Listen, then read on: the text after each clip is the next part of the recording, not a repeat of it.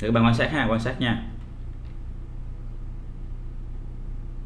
Đó, bạn thấy nè, thì đúng là 16 giờ 17 phút thì sẽ set lên mức 1.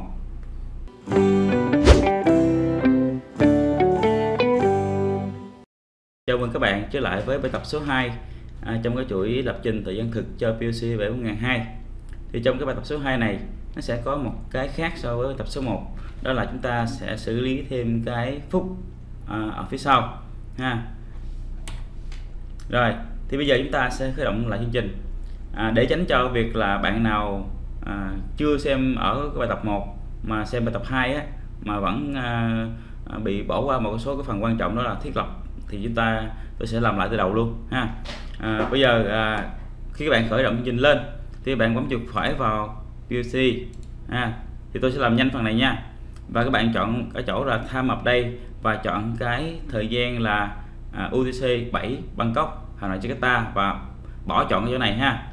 Rồi tiếp theo chúng ta sẽ vào cái phần Add New Block để chúng ta thiết lập cái phần Data Block ha. Thì tôi bấm vào Data Block và đặt tên là Real Time.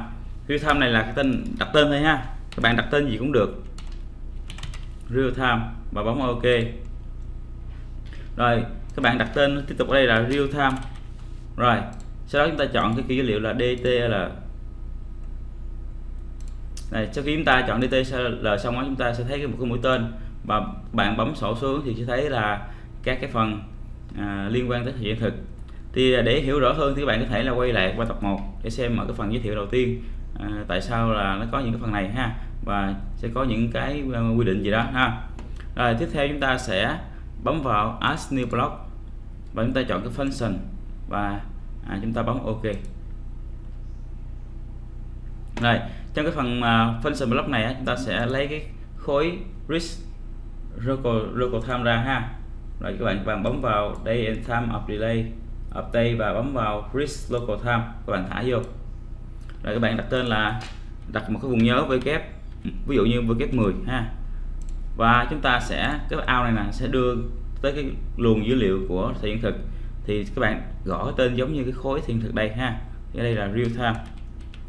Rồi bạn chọn real time, chọn none và chọn khi nào mà nó màu đen như vậy là đúng, còn nếu mà màu đỏ là sai, là không hoạt động được ha. Rồi bây giờ chúng ta sẽ phải biên dịch nha, các bạn phải bấm biên dịch nha, nếu không biên dịch là chương trình chúng ta sẽ không chạy được ha. Rồi nó báo lỗi kệ nó không sao cả nha. Rồi chúng ta sẽ chuyển qua phần main. Rồi phần main này chúng ta sẽ lấy cái khối block này, chúng ta thả vào. Rồi lúc này chúng ta sẽ đi tiến hành biên dịch này ha. Các bạn có thể là khởi động phần mềm PLC Sim lên, hoặc là các bạn nạp vào PLC thực nếu như mình có PLC thực tế nha. Rồi chúng tôi sẽ biên dịch lại lần nữa và các bạn thấy là không có lỗi nữa ha. Lưu ý là chúng ta biên dịch lại ở trong cái khối block và chúng ta quay ra main, chúng ta biên dịch lại lần nữa ha, và chúng ta sẽ tiến hành nạp vào cho nó chạy.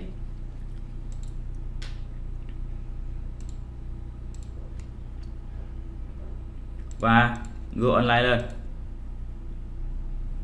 rồi bấm monitor lên, rồi chúng ta sẽ bấm vào online diagnostic, rồi chúng ta chọn vào function và set time và lưu ý apply ha, bấm apply. Rồi để cho nó chính xác và dễ trong cái quá trình mà mình lập trình thì các bạn nên chọn cái thời gian ở đây là định dạng là 24 tiếng ha. Thì các bạn có thể vào control panel để thiết lập lại cái định dạng 24 tiếng cho nó dễ dàng ha.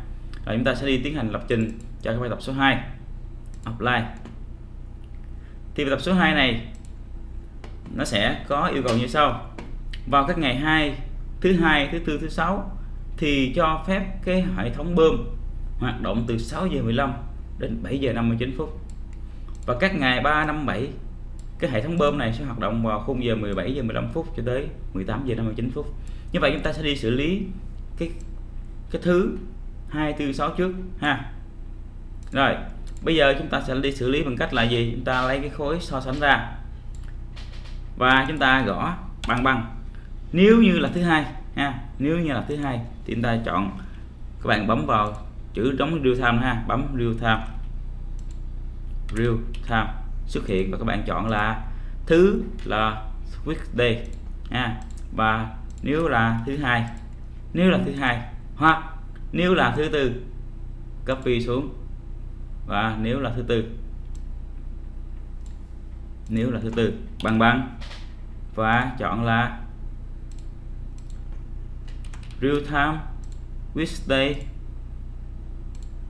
rồi và thứ tư, rồi chúng ta sẽ kéo lên, nói lên ha, nói lên. Rồi tiếp theo là thứ sáu thả xuống và bằng real time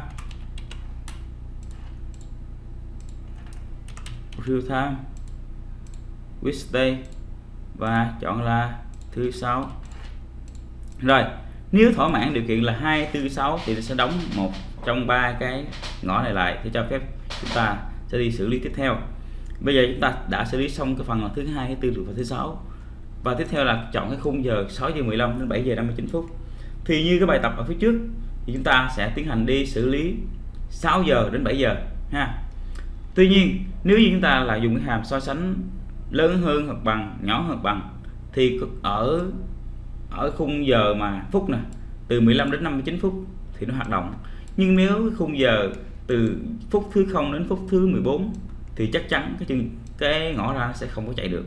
Đó, cho nên là nếu mà chúng ta dùng cái hàm mà so sánh lớn hơn, nhỏ hơn giống như cái bài tập 1 thì chắc chắn sẽ không làm được ha. Do đó chúng ta cần thực hiện một cái phương pháp khác, đó là so sánh bằng.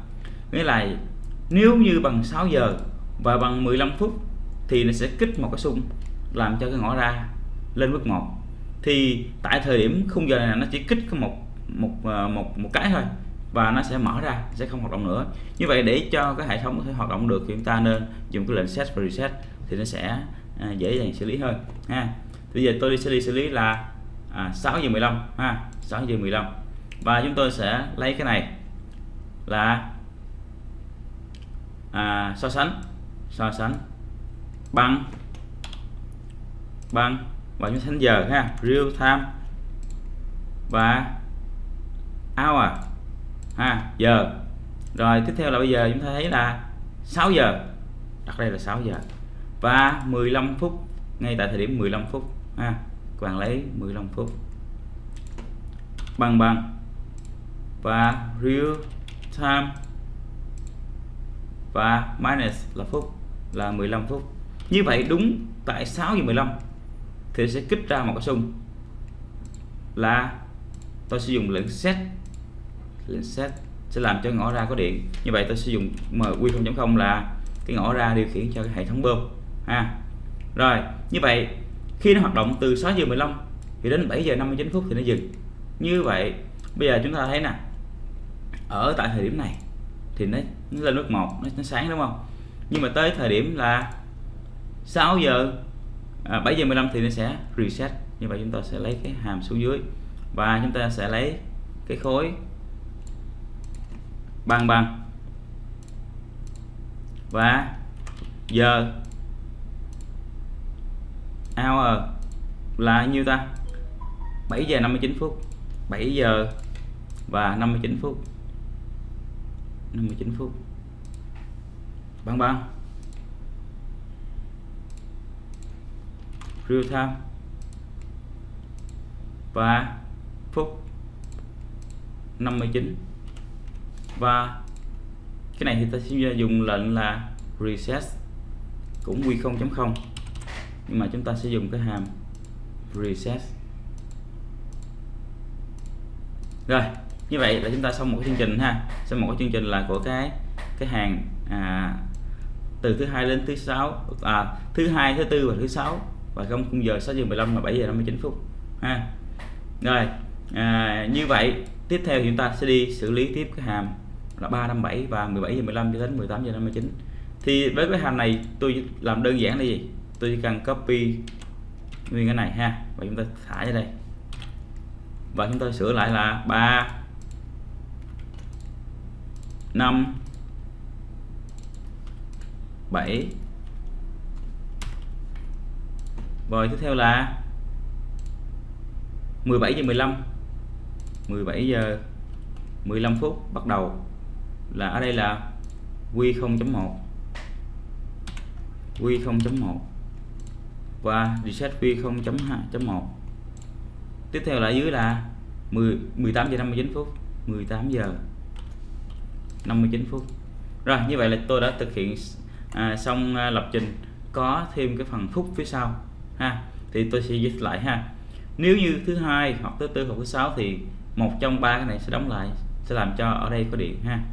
Rồi tại khung giờ, tại ngay thời điểm 6 giờ 15 phút thì thỏa mãn điều kiện này sẽ đóng lại và làm cho này lên mức 1. Thì ngay cái phút thứ 16 thì nó sẽ không còn đóng nữa ha, nhưng cái này vẫn còn chạy do là duy trì. Và tới thời điểm là 7 giờ 59 phút thì nó sẽ là tắt cái này ha. Rồi nếu như các bạn làm cái lệnh so sánh lớn hơn, ví dụ như 6 lớn hơn bằng 6 giờ và lớn hơn bằng 15 giây 15 phút thì tại thời điểm là từ 0 đến 14 thì sẽ không thỏa mãn, không chạy được ha. Cứ tới khung giờ là từ phút thứ 0 phút thứ 14 sẽ tắt như vậy đó ha. Thì mình nên sử dụng cái hàm này để mình set lên mức 1. Nếu như chương trình của chúng ta chúng ta phức tạp hơn thì chúng ta dùng ở đây là một biến trung gian, và chúng ta lấy biến trung gian đó chúng ta khống chế cho một cục chương trình phía sau ha. Đơn giản như vậy thôi nha. Thì bây giờ tôi sẽ thực hiện là biên dịch xem chương trình của tôi có lỗi hay không, và tôi sẽ tiến hành nạp chương trình ha. Biên dịch và chương trình của tôi báo không có lỗi ha, và tôi sẽ tiến hành nạp vào và bấm Go Online và monitor lên. Thì bây giờ chúng ta sẽ quan sát đồng hồ của tôi bây giờ là 16 giờ 05 16 giờ 05 16 giờ 05 ha. Thì bây giờ chúng ta sẽ có là bữa nay là thứ năm đúng không? Thứ năm 2 4 6, vậy là cái này là không có hoạt động được rồi đúng không? 2 4 6 không hoạt động được rồi. Ở đây nó đang hiện là tuần là ngày trong tuần là thứ năm nè. Là bây giờ là 16 giờ nè ha. Phút là phút thứ năm này đúng không? Rồi bây giờ chúng ta sẽ quay qua chỗ này. Thì chúng ta thấy nè, ở đây đang là thứ năm. Thứ năm là thỏa mãn điều kiện thứ năm. Và ở đây là khung giờ là 17 giờ cho tới 7 giờ tới 15 giờ. 7 giờ tới 15 giờ đúng không? 7 giờ tới 15 giờ. Rồi tôi gõ đây sai nè ha, để 7:15 thôi. Nhưng mà bây giờ 7:15 thì 16 giờ hiện tại nó qua rồi, thì tôi sửa lại là 17 giờ đi ha, để cho chúng ta quan sát. Chúng ta gõ từ 7 giờ cho tới là 15, 16, 17 giờ. Đó, thì nếu đúng thì cái này có điện nè ha. Và sorry, 16 giờ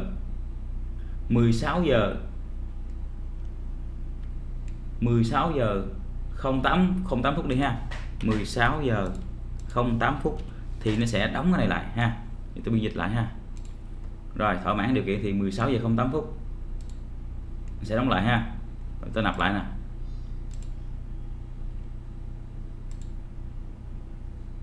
Rồi tôi go online lên và chúng ta quan sát ha. Chúng ta quan sát hiện nay là 16 giờ 07 phút thì chương trình của tôi là 16 giờ 08 phút ha. Thì nếu đúng thì sẽ tới 08 phút sẽ đóng lại, làm cái này lên mức 1. Đó các bạn quan sát ha.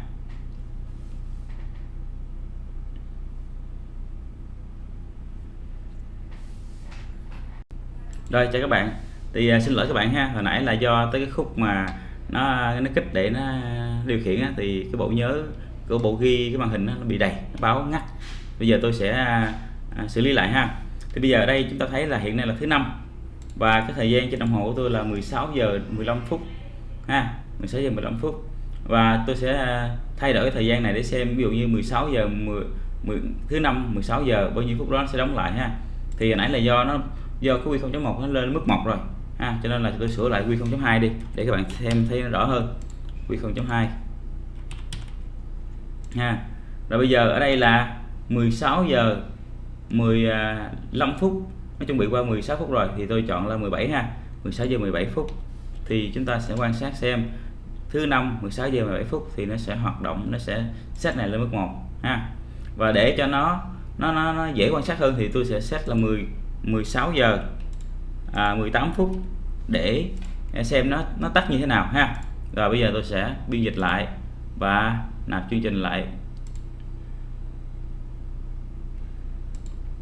Thì mình sẽ quan sát là đúng 16 giờ 17 phút thì nó bật lên, và 16 giờ 18 phút thì nó sẽ tắt ha. Rồi các bạn quan sát ha. Hiện nay là đây là thứ năm và thỏa mãn điều kiện 16 giờ, và 16 giờ 17 phút là sẽ set lên, và 16 giờ 18 phút thì nó sẽ tắt ha, các bạn quan sát nha. Thì tôi sẽ để cho các bạn khỏi chờ lâu thì tôi sẽ tua nhanh cái đoạn là cái thời gian nó thay đổi để mình dễ quan sát hơn, vì mình sẽ chờ lâu nha.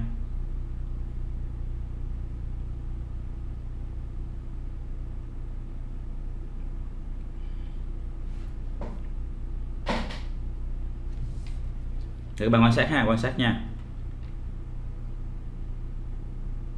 Đó các bạn thấy nè ha, thì đúng là 16 giờ 17 phút thì sẽ set lên mức 1. Thì thông thường thì ví dụ như chúng ta muốn giây nữa ha, thì chúng ta sẽ gắn thêm giây thì nó sẽ set lên mức 1 chút xíu thôi ha. Rồi chúng ta sẽ chờ tới là 16 giờ 18 phút thì nó sẽ tắt ha. Đây các bạn thấy là hiện nay là cái ngõ ra quy 0.2 đã tắt rồi ha.